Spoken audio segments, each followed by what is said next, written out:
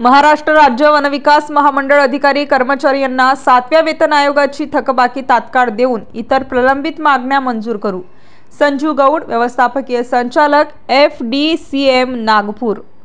महाराष्ट्र राज्य वनविकास महामंडळ अधिकारी कर्मचारी संघटना व FDCM प्रशासन यांची दिनांक 26 सप्टेंबर रोजी FDCM भवन नागपूर अंबाझरी येथे बैठक आयोजित केली होती। सदर बैठकीला वनविकास महामंडळाकडून व्यवस्थापकीय संचालक संजू गौड, महाव्यवस्थापक मुख्यालय डॉक्टर TB एलील मती, सहाय्यक व्यवस्थापक आस्थापना प्रमुख अजिंक्य घाटेकर व इतर अधिकारी उपस्थित होते।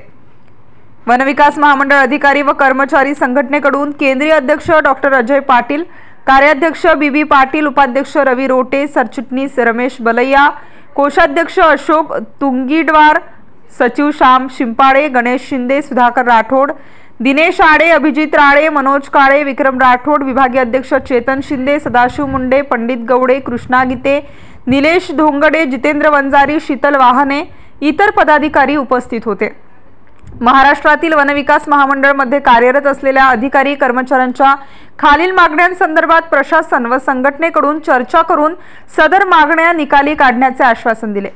वनविकास महामंडळाच्या अधिकारी कर्मचारी यांच्या रास्त मागण्या प्रशासनाकडून लवकरच मंजूर करू असे आश्वासन FDCM चे व्यवस्थापकीय संचालक यांनी कर्मचारी संघटनेच्या पदाधिकाऱ्यांना दिले। सदर बैठकीत अधिकारी कर्मचाऱ्यांच्या मागण्या संघटनेचे अध्यक्ष डॉक्टर अजयभाऊ पाटील व कार्याध्यक्ष BB पाटील यांनी मांडून त्या निकाली काढण्यात याव्या अशी मागणी केली असता प्रशासनाने त्या लवकरात लवकर निकाली काढण्यात येतील असे आश्वासन दिले असता संघटनेकडून व्यवस्थापकीय संचालक व प्रशासन यांचे आभार व्यक्त केले। तसेच संघटनेला बैठक देऊन अधिकारी कर्मचाऱ्यांच्या मागण्या मान्य करण्याचे आश्वासन दिल्याने संघटनेचे उपाध्यक्ष रवी रोटे यांनी आभार प्रदर्शन करून बैठकीची सांगता करण्यात आली। स्टार न्यूज साठी मोहसिन पठाण, नाशिक।